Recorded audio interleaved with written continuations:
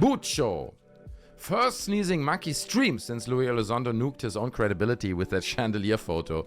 I hope I didn't miss out on any chat about that. No, you didn't. I didn't address it, but I did see it fly by on Twitter. Unbelievable stuff. Maybe we can look at that real quick, in case you guys don't know what it's about. Absolutely amazing. I mean, it's just another Luis Elizondo moment. So he shared a picture. So he's presenting this photo in the background. We'll look at it in higher res in a second. Real photo. Let me tell you a little bit about this, and then we're going to open this up for some discussion. We were having pilots, military pilots and civilian pilots in Eastern Europe and in the Middle East, report what unimaginably seemed impossible. They described it as literally the mothership, looking like the mothership from Close Encounters of the Third Kind. Now, if any of you ever seen that movie, remember at the very end, this huge mini city floating in the sky and turns upside down. It looks. Guess what we caught in Romania in 2022? By the way, the U.S. Embassy. That. Now, is it atmospheric anomaly or something like that? I suppose so. I talked to some of the pilots, and they'll tell you that's what they saw, and they continue to see it. So notice that he's saying there were pilots that claim to have seen this, right? Recorded 2022 in Romania. So he's not just saying this is a photo, we don't really know where it comes from, I couldn't really check the validity, but it looks somewhat real to me. No, he's like, pilots have seen this. I talked to the pilots, he just said, and that's what they told me they saw, right? Oh, you don't want to know where this story is going. So there's a whole lot more here, folks. I just want to give you kind of a small taste of what's going on behind the scenes. I have some colleagues here. We're working with members of Congress. We're working within our executive branch. We're working with other allies and partners on this topic. There's a lot going on behind the scenes. A lot of discussion. We've got whistleblowers ready to come out full open kimono. They just need the legal protections. Oh, I cannot express to you guys how I'm cringing right now. I'm cringing so hard as he digs that hole deeper, and he digs it deeper. And when you know the outcome, it's just so painful. Oh. People often ask me, Lou, should I be scared? Yeah, cautious maybe, but I see this as opportunity. Right. He certainly sees this as an opportunity to make freaking money. Okay? He certainly sees it as an opportunity for that. So this is the picture. Okay? Look at it. Oh my God, what is it? And he said as well, is it like a meteorological phenomenon or something? I don't know. Could be. But those pilots, that's what they saw. Okay? So, first of all, this is huge. Okay, this is a huge, huge object. You can kind of trace back where it would sit over this part of the city. Okay, there would be, I mean, this is like 100 meters, 150 meters wide. It's a huge object.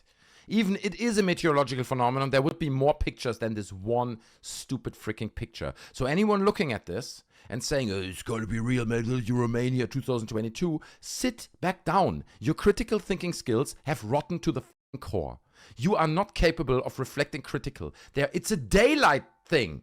Everyone would have photographed that. Every single person. There would be at least 20, 30, 40, 50 pictures plus film.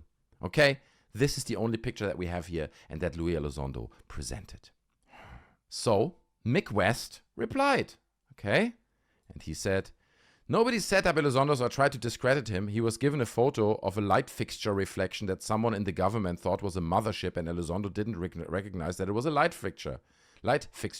He's discredited, but nobody was trying. It's on him, right? So it's a light fixture. That's what this is. It's a reflection in a window. The person took a photo through a window, and behind that person was a light fixture on the ceiling. That's what it is. That's also why you see this illuminated white halo around the structure and the shadow right above it, because this is the light fixture underneath, casting a shadow of the frame that it sits in against, and then around it is the halo, right? The illumination. So it is a light fixture, okay? So that came out.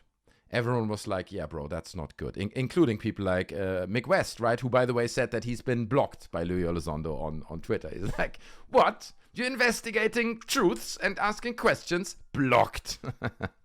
Well, so first of all, a few days he kind of just baked in it. Luis Elizondo, and he was trying to get away with it, didn't say anything about his little UFO mothership story. The pressure on him was rising because everyone knew it's a light fixture. Everyone knew it was fake. As you just seen, he presented it as the real deal, talking about how pilots saw it, described it as a UFO mothership and all this garbage, right? He doubled, tripled down on it, then went surprisingly silent, trying to get away with it.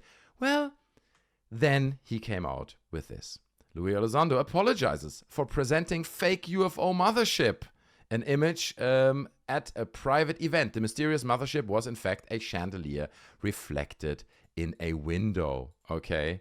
So he apologized. Let me bring up this article. Luis Elizondo came out and apologized for presenting fake UFO mothership image at private event. So, I said it was as a convention. It was a private event.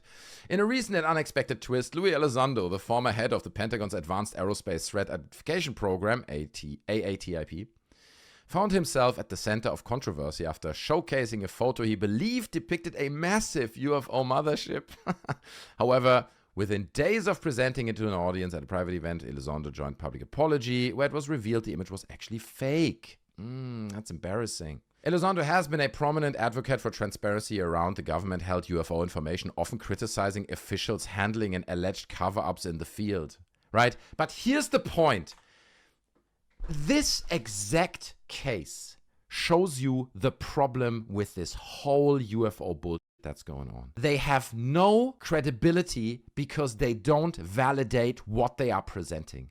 It counts for every single person, dude. It goes all the way back to the Stephen Greer stuff that he already did in the early 2000s. It's about people like Jaime Maussan. I keep watching these Jaime Maussan presentations like already 10, 15 years ago, where Jaime Maussan would be at the UFO Congress in California, and he would give these 1.5-hour talks where he presents video after video after video, and it's like, look at the phenomenon. I don't know why he talks like that, but and every single one of them looked fake. Every single, there is just no filter. You know, these people are like, yeah, you know, UFOs, this must gotta be real. And then they present garbage like this. And I find it great that people like Mick West then come out and put the pressure on him and say, bruv, this is a light fixture, okay? And if you would have done the smallest amount of critical research, you would have found out yourself. But you didn't. Okay, you didn't. You messed it up. So it's good that he's exposed. This is an illustration of the field of ufology and UFO research as a whole. It represents the whole field of it. They are not about finding the truth, finding reasonable data, actual information. They are about making money through lectures, through private events. I don't want to know how much Luis Elizondo got paid for this freaking lecture where he presented this garbage, okay? Through selling books, being invited to interviews, to paid interviews. It's a money-making machine. That's what it is. They are all part of it, and they're all cashing in. They have no interest in the truth, in bringing you closer to some form of real phenomenon and the explanation of what's behind it. Their interest is a good story. They are story salesmen. It's a money-making machine, and it's disgusting. And I honestly, I'm glad he got exposed. It really puts a dent into his credibility, if there was any there in the first place.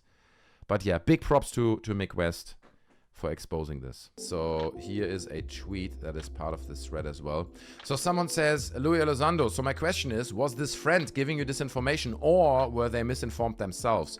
Luis Elizondo, obviously, this was after the apology, saying, great question. I'm in the process of trying to determine that myself. If it's a setup in an attempt to discredit me from the inside, see, he's trying to turn it into another conspiracy, then we may have bigger problems on our hands, right? And again, you notice how he's like selling you another story, right? He's like, oh man, if this person was intentionally trying to discredit me from the inside, then we really have bigger problems on our hand, bro. Like, oh my God, these sources of misinformation. It's like, no, dude, you just messed up. You just didn't do your homework. It's as simple as that. Now sit the back down and don't write another book, okay? Maybe get a job that has a little bit of legitimacy. Maybe sell high-collar shirts, right? Because he's like, have you seen Luis Elizondo's fucking shirts? Why does he do this? I mean, let's look at this for a second. Look at this. What is he doing? Do you think he's hiding that he doesn't have a neck? Right? He just doesn't have a neck. So he's like, let me wear this high-collar shirt. Makes me kind of look like Elvis. It's like, no. It just looks like you're trying to hide that you don't have a neck. Right? Where's your neck? Where is it? Show it to me. It's not the only picture. He always wears like strange, look at this. Do you know what I mean? Why is he wearing always these strange collars? They go way too high. Look, they go up to his mouth. Do you see this? The top line of the collar. Why is that at his chin?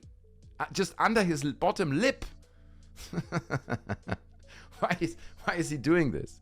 Strange fashion choices, bro. That's what that is. Loads of that stuff out there. So maybe, I mean, since he seems to be really into like strange collars, maybe he should just start selling shirts like neck hiding shirts or something. I think that'd be good. That'd be a good business. His neck is unexplained. True, Lou Musk. Nobody's ever seen his neck. It's a mystery. It's a conspiracy. Does it really exist? It's a unidentified chubby neck. What is that? UCN. It's a UCN, bro. Unidentified chubby neck. Nobody's ever seen it. Does he even have a neck? What's going on there? Is there more to it? Is he hiding his gills?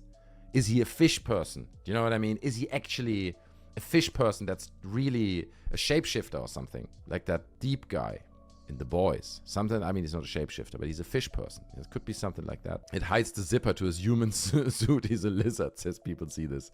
Probably you're right, dude. So, yeah, that's the Luis Elizondo story. Pathetic, honestly. It's just pathetic.